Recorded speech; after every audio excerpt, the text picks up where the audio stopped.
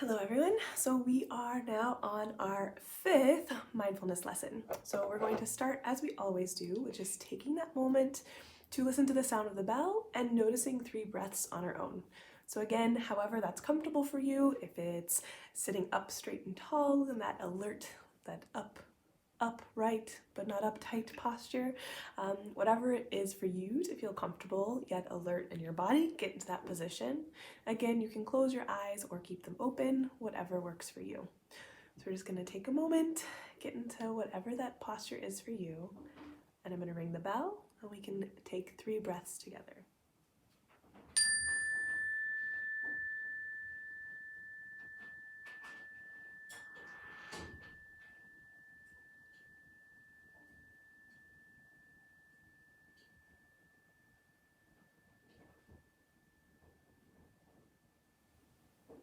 So last time we used breath as an anchor, so just paying attention to our breath. What did you notice over this last week when you experimented with that? Did you notice that it was challenging? Was it easy? Was it something else entirely? Did you notice a lot of thinking happening? So today we're going to practice using thinking as our anchor. So stay tuned and we'll explore together. Okay, so now it's time to explore. You've had time now paying attention to those anchors, the anchors of sound, the anchors of breath, and maybe you've started to notice that it can be really difficult to stay with one thing, for our attention to be just focused on one thing. Our mind gets restless pretty quickly. You may have been aware of how active your mind is now, and maybe you've never noticed that before. But anyone who lives in a human body, thoughts are just inevitable. So as we learn to cultivate kind and curious attention, remember, kind and curious attention is what we're after. I want to be clear that being mindful is becoming aware not just of our senses, but of our thoughts and how many thoughts that we have in a day. So before we get started, we think all the time. Know that. The purpose of this practice, the purpose of mindfulness, is not to stop thinking. A lot of people make that assumption. They think, I can never practice mindfulness. My mind is thinking all the time. I can never stop that. And mindfulness is that. It's noticing that. Like, that's being mindful. So mindfulness is noticing what's happening in the present moment with that kind and curious attention. So thinking is just one more thing that we can pay attention to, that we can anchor onto, that we can notice. How many thoughts do you think you have in a day? How many of you are aware of your thoughts? Like, how many of those thoughts do you think you're aware of? Humans are thinking machines. That's what we are. And researchers differ on the exact numbers of how many thoughts we have in a day, but studies are showing that it's at least thousands of thoughts per day for each of us. When you start to look at them though, you may notice that more of your thoughts are about the past or about the future than actually about the present. How many of you have ever continued an argument with someone that happened like yesterday, the day before, like long after the person's gone, you're just continuing that argument in your head, right? You're still yelling at them in your head for something that already happened. Or how many of you have ever had a pre-argument that you were planning of like what you're gonna say to them before you even talk to that person? So the mind does this all the time. We might call it like mental time travel, like Doctor Who or something. It's our own little TARDIS of our mind, that most often our thoughts are either remembering past events, so it's reliving, right? So it's reliving something that we experienced before, or anticipating, or sometimes worrying about future events, or pre-living. So pre-living events that haven't happened yet, and they may never take place, right? We're just making assumptions of what could happen, what we could say, what the other person could say. And thoughts can repeat themselves over and over in well-rehearsed thought patterns. So our thoughts can create these patterns and habits and loops. If you've ever noticed that, that loop-de-loop-de-loop of like kind of you get stuck in it and you can't like let it go. And these loops start to shape us. They start to shape how we understand, how we interpret the world around us, especially when they start to happen automatically without our awareness. And that just happens. We kind of get stuck in that loop, the loop, and we're just like in it for the ride. And it's really hard to get out of it. Like we were sucked into a tornado. So from an evolutionary perspective, how might mental time travel be helpful to us? In what way does it hinder us, though, in modern life? So our attention was built to wander because it seeks stimulus, so it can keep us safe, right? It can keep us alive. A brain can think about yesterday or tomorrow. That's a brain that can help plan, that can strategize, that can learn from previous mistakes. Oh, that didn't work well yesterday, so how can I do it better tomorrow? Winter's coming. I should probably stockpile food because I remember last year when winter was coming, it was getting colder, we starved, right? So that's why our brain has this ability to think about the past, to plan for the future. It helps us. It helps us be safe. It helps us survive. A lot of the thinking the brain does is helpful in that way. We need that doing mode, right? We need our mind to actually do the things we need to do each day. Some of these might be urgent, some might require immediate response to a threat, but very few of us face urgent threats 24 hours a day. Being in constant mode of doing, thinking, and planning, it can be exhausting. You ever noticed that? Just that exhaustion that you might feel? With mindfulness, we can learn to spend a little bit of that time in being mode, which can be that respite. So remember we talked about the gas pedal and the brake, and that fight or flight, and then that rest and digest. So that's kind of the same thing. That doing mode, it's really important, just like the fight or flight to have that to do, but that brake pedal, that being mode, that rest and digest is also just important. We need both of those in order to thrive as humans. So when we practice mindfulness of thoughts, we can start to cultivate a different relationship to our thoughts. It's more about noticing or observing them come and go. Like we did with the sound, like we did with the breath. Instead of feeling caught up in them, right? Instead of getting in that tornado, we want to kind of be like stepping back and watching the tornado. And so it's feeling like we're at the mercy of whatever thought comes to happen next if we get stuck in that tornado. So I know for me, my mind kind of sometimes feels like I'm stuck watching a TV show that someone else picked and I can't change the channel, and that can be really frustrating. So practicing mindfulness helps us become more aware of the present moment, because this allows us to experience our lives now. It allows us to be, which is actually the only place we have the power and the chance to make choices, to make a difference, is in the now, right? So we're going to practice today noticing our thoughts. And when we do this, it's going to be really important to remember you're not controlling your thoughts. You're not trying to control your thoughts. You're not trying to stop any thoughts, okay? You're not stopping thoughts from happening, but we're just learning to become observers of our thoughts. You might think of it like you're on a riverbank and you're simply watching clouds or boats float past, or just observing them coming and going, right? So we're going to start with an anchor, just like we learned before with the breath and the sound. And then when the mind wanders, you'll notice where it went. That's it. Acknowledge a thought happened, and then gently bring your attention back to your anchor. That's all it is. So using sound or breath. And then the attention's going to wander again, I promise. And much like a newborn puppy or newborn kitten might keep jumping out of your lap as you try to pet it, you gently pick that little puppy back up and put it in your lap. That's what we're going to do. So we're going to notice our thoughts for 1 minute. Try not to be hard on yourself for thinking.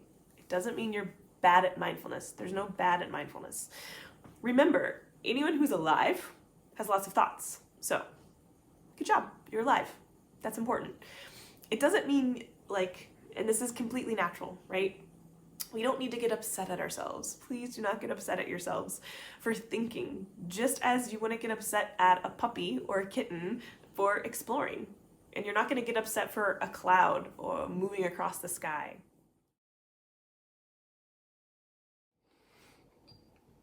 Okay, everyone. So we are now into our guided practice, and we're going to do this guided practice of noticing our thoughts in two parts. So first off, I just want you to take a moment right now and get into that comfortable yet alert posture, whatever works for you, whatever feels comfortable for you today. So for me, I'm actually going to be a little bit more kind of reclined in a more relaxed posture for myself. That's just what I'm feeling today. So for you, find that comfortable yet alert posture. And then I'm going to invite you to choose one of the three anchor practices we've learned so far. So remember, that was being mindful and aware of our body. So anchoring to your body, anchoring to just the sensations you feel, anchoring to that noticing of the weight of your body, or if it's cold or whatever that works for you. Or it's noticing and being anchoring to sound, being aware the quality of the volume of the sound, without worrying or naming what the sound is, but just being aware of the sound, anchoring to the sound. Or take a moment and be aware and anchor to your breath, noticing what part of your body you notice the breath more, the nose or the chest or the belly or something else. So take a moment, the comfortable alert posture, choose one of your anchors, and I'm going to drop my voice, and I want you to take this moment to be on the lookout for the first time you have a thought. And when you notice a thought, cool. Notice the thought, kind of like a cloud drifting in the sky, and then come back. Gently return your attention back to whichever anchor of body, sound, or breath works for you. So I'm going to give us about 30 seconds or so in silence to practice this, just being aware of a thought and trying to come back to that breath.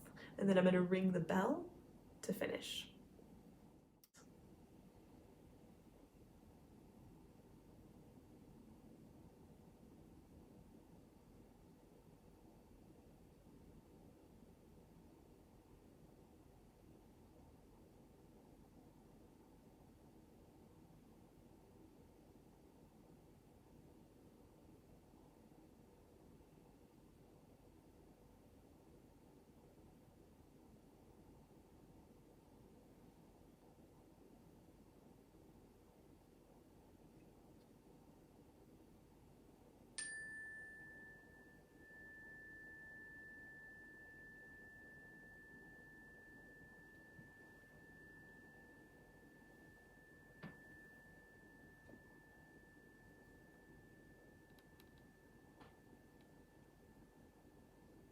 Okay, so did you notice a thought? Did you have more than one thought? Was there more than 5? Was there more than 10? Can anyone think about what their first thought was? What was it about? That can be hard sometimes, right? It's like we know we thought, but what did we think about? So we're going to do this again, and I'm going to give you a different task this time. So it's still going to start with the anchor practice. So still start with whichever anchor practice you're feeling today, that body, sound, or breath. But this time, when you start thinking, we're going to practice something called labeling. And you're just going to gently label your thought as thinking. So if you notice yourself thinking, you just say to yourself, thinking, and then gently come back to your anchor, whichever anchor that is. If you want to go next level, some people do prefer to even define the thinking even more. Planning, or judging, or worrying. So you can choose how you wish to label that thinking process. So whatever feels more accessible to you, whatever seems more normal for you, just choose that. So labeling your thoughts is a way to help our mind just become aware of thinking. So instead of getting lost in thoughts, getting lost in that tornado of thoughts that we're not so completely entangled in them, we're just observing them. So we're like, oh, hey, that's a tornado of thoughts. And then you come back to your breath.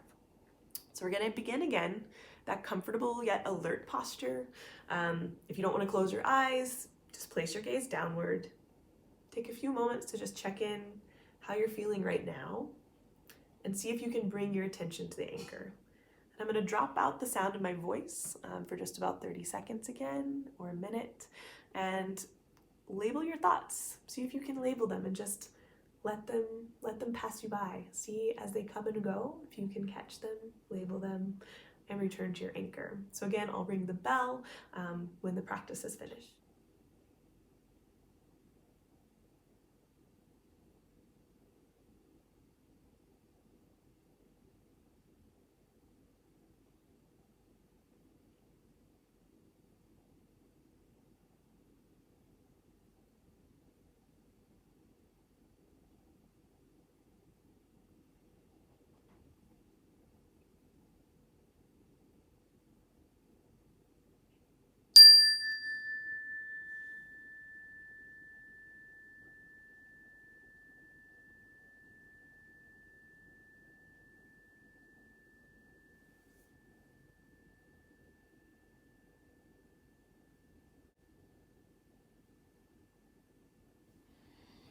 Okay, so how was that?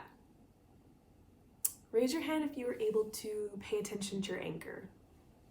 You didn't notice your thoughts. Raise your hand if you noticed you were thinking at some point.